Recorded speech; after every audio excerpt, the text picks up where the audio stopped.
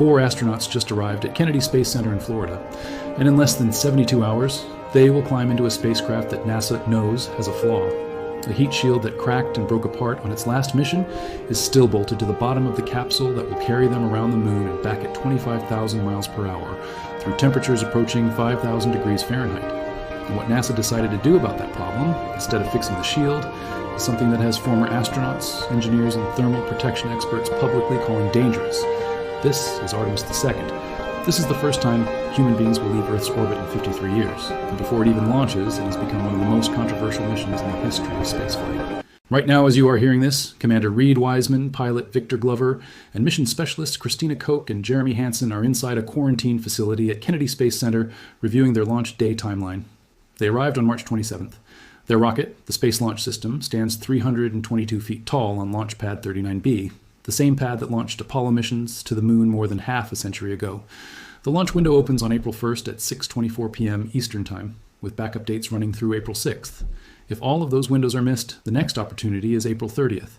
This is not a simulation. This is not a test. These 4 people are about to do something that no human being has done since December of 1972, when Apollo 17 carried Eugene Cernan, Harrison Schmitt, and Ronald Evans on the last crewed mission to the moon. By the time this video ends, you will understand exactly why this mission is so critical, what the heat shield controversy is really about, what it means for the future of American space exploration, and what scientists are watching in the next 10 days that could change everything. Let me take you back to November 16th, 2022. That was the day Artemis I launched. It was an uncrewed test flight, no astronauts aboard. The SLS rocket generated 8.8 million pounds of thrust, lifted the Orion spacecraft off the pad, and sent it on a 25-and-a-half-day journey that took it 268,000 miles from Earth and more than 43,000 miles beyond the far side of the moon. It was the farthest any spacecraft designed for humans had ever traveled. When Orion splashed down in the Pacific Ocean on December 11th, 2022, NASA celebrated. The mission was declared a success, but then engineers pulled the capsule out of the water and looked at the heat shield, and what they saw changed the trajectory of the entire Artemis program. The heat shield on Orion is 16.5 feet in diameter, the largest ever built for a crewed spacecraft. It is coated in a material called avcoat, an ablative compound designed to absorb and dissipate the brutal heat of atmospheric reentry.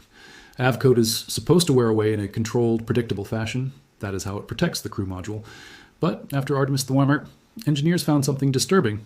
Chunks of the charred avcoat material had broken off in ways that no one predicted. The heat shield was pockmarked with divots and cracks. Portions of the ablative material had eroded far more extensively than pre-flight computer models had forecast. NASA had expected some wear. They did not expect this. Close-up imagery of the damage was not even released to the public until May of 2024, when it appeared in a report from the NASA Office of Inspector General.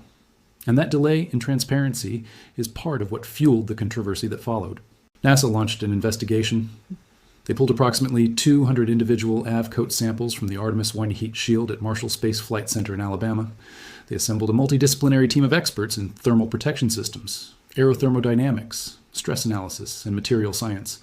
They ran over 100 separate tests at facilities across the country. The Engineering and Safety Center conducted fault tree analysis, non-destructive evaluation, and thermal structural modeling. After more than a year, they identified the root cause. The avcoat material on Artemis I had not allowed enough of the gases generated inside the ablative blocks to escape during reentry. The trapped gases created pressure that caused the material to crack and break away. Think of it this way. The shield was supposed to burn off slowly and evenly like a candle. Instead, parts of it exploded outward like popcorn. NASA calls this phenomenon char loss. Now here is where it gets really important, and this is the part that most coverage does not explain clearly. NASA had a choice. They could pull the Artemis II heat shield off the spacecraft, build a new one with improved permeability and manufacturing processes, and delay the mission by potentially 2 additional years to late 2026 or early 2027, or they could keep the existing heat shield, which is nearly identical to the one that cracked on Artemis I, and instead change the way the spacecraft re-enters Earth's atmosphere. They chose option 2. What would you do if you were making that call? Think about that for a second. Because the people who disagree with this decision are not random critics. They are former NASA astronauts. Dr. Charles Camarda flew aboard Space Shuttle Discovery in 2005 on the first crewed mission after the Columbia disaster that killed 7 astronauts in 2003. Camarda is a heat shield expert. He has spent his career studying thermal protection systems, And his exact words about NASA's decision to fly Artemis II with the same shield design were, and I quote, that it was crazy. He said he spent months trying to get agency leadership to listen. He teamed up with other NASA research scientists and former astronauts to push back. Thermal protection materials expert Dan Rasky, another NASA veteran, compared the situation to standing at the edge of a cliff on a foggy day. That is not reassuring language from people who understand this technology at its deepest level. But here is the other side. NASA says the data supports their decision. Every internal decision maker unanimously agreed that the heat shield can keep the crew safe with operational changes. Acting Associate Administrator Lori Glaze said publicly that NASA has internal consensus and that they have a good heat shield. Commander Reid, Wiseman himself, participated in the flight readiness review and expressed his confidence. Wiseman told reporters that the investigators discovered the root cause and that if they stick to the new reentry path, the heat shield will be safe. NASA Administrator Jared Isaacman stated that the agency has regained margin to safety. Former astronaut Danny Olivis, who worked on the investigation, acknowledged that the heat shield will crack during reentry. He said that is expected, but he believes NASA understands what they have and has done the job. So what exactly did NASA change? On Artemis IV, the spacecraft used what is called a skip entry, briefly dipping into the upper atmosphere and then bouncing back up before re-entering again. That skip entry technique exposed the heat shield to prolonged heating over a longer period of time, which is what allowed the trapped gases to build up and cause the char loss. For Artemis II, NASA eliminated the skip. Instead, Orion will perform a steeper, more direct atmospheric entry. More stress, but for far less time. The idea is that the shorter exposure window prevents the gas buildup phenomenon. It is a real engineering solution. The question is whether it is sufficient. Let me give you the human dimension of this, because behind every engineering debate are real people with real families. Reid Wiseman is 50 years old, a retired Navy captain from Baltimore. His wife Carol died of cancer in 2020. He has 2 teenage daughters. When he was asked to command this mission, his older daughter had zero interest in him launching again. But Wiseman told his girls that of all the people on the planet, 4 were in a position to fly around the moon, and he was one of them. He chose to go. Victor Glover is 49, a former test pilot who will become the first person of color to travel beyond low Earth orbit. Christina Koch is 47, and she holds the record for the longest single spaceflight by a woman, with nearly a full year in space. She will become the first woman to fly to the moon's vicinity. Jeremy Hansen, 50, grew up on a farm near London, Ontario, and will be the first Canadian and the first non-American citizen to travel to the moon. He told reporters that after understanding the technical details, the moon looks and feels farther than it used to. He said he now grasps how much harder this is than he thought when he was watching Apollo videos. These are not abstract names in a press release. These are parents, partners, and people who have weighed the risks and chosen to go anyway. Now stay with me, because what I am about to explain in the next 2 minutes is the part that most channels will not cover, and it is critical to understanding why this mission matters beyond the heat shield debate. Artemis II is not just a trip around the moon. It is a systems verification flight that will determine whether humanity can return to the lunar surface at all. Every life support system inside Orion, the air scrubbers, the water recycling, the temperature regulation, all of it will be tested with human beings aboard for the first time. On Artemis III, the capsule flew without those systems fully operational. This time, 4 people will be breathing, eating, sleeping, and working inside a vehicle the size of a transit van for 10 days, trusting that every system keeps them alive. If something fails, they are 250,000 miles from the nearest hospital. The historical parallels here are staggering. Apollo 8 in December 1968 was the first time humans ever left Earth orbit. Frank Borman, Jim Lovell, and Bill Anders flew to the moon on Christmas Eve and became the first people to see the far side with their own eyes. That mission was a gamble. NASA had never attempted anything like it. The lunar module was not even ready, so they flew without it. They were essentially testing everything at once, just like Artemis II is doing now. Apollo 8 succeeded and gave the world the Earthrise photograph, one of the most iconic images in human history. But the Apollo program also gave us Apollo 13 in April 1970, when an oxygen tank exploded on the way to the moon and the 3 astronauts barely survived. Apollo 13 traveled nearly 623,000 miles and completed 1.5 orbits around Earth before the crew used the lunar module as a lifeboat to return home. That mission taught NASA and the world that space does not forgive mistakes. And then there is the Space Shuttle Columbia. On February 1st, 2003, Columbia broke apart during re-entry because a piece of insulation foam had struck and penetrated the thermal protection tiles during launch. 7 crew members died. The cause was a breach in the heat shield. That is why Charles Camarda's warnings about Artemis II's heat shield carry such weight. He flew the very next shuttle mission after Columbia. He knows what it feels like to climb into a spacecraft when the thermal protection system is under scrutiny. Have you ever been in a situation where you had to trust a system that you knew had failed before? Drop a comment and tell me, because that is exactly what these 4 astronauts are doing on April 1st. Here's the deeper science that most coverage glosses over. When Orion comes screaming back from the moon, it will be traveling at approximately 25,000 miles per hour. As it hits the upper atmosphere, the air molecules in front of the capsule compress so violently that they heat up to nearly 5,000 degrees Fahrenheit. That is roughly half the temperature of the surface of the sun. At those speeds, the air itself becomes plasma, a superheated ionized gas that envelops the spacecraft. For several minutes during the most intense phase of reentry, that plasma blocks all radio communication. The crew cannot talk to mission control. Mission control cannot talk to the crew. They are alone, surrounded by fire, trusting the heat shield to hold. This is the blackout period. For Artemis II, it is estimated to last between 30 and 50 minutes. During that time, the heat shield is the only thing between 4 human beings and instant destruction. The Avcoat material must ablate, meaning it must absorb heat by slowly burning away, layer by layer, in a controlled and even fashion.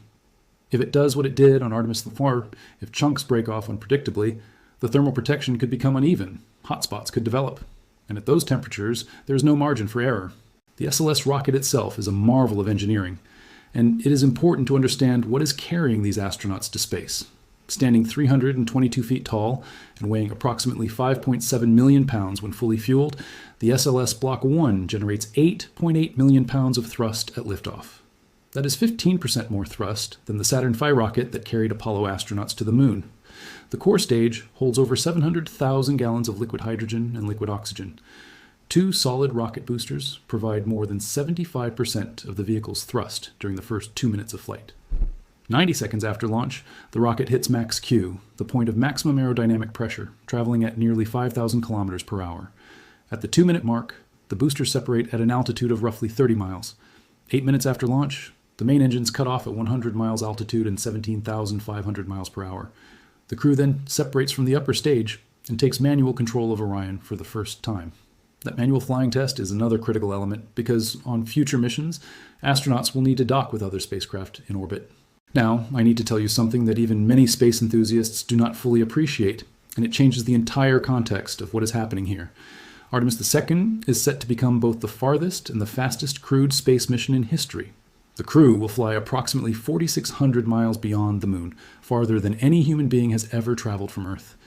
If the mission launches on April 1st, NASA expects the crew to surpass the record for humanity's greatest distance from Earth, previously set by Apollo 13 at 248,655 miles.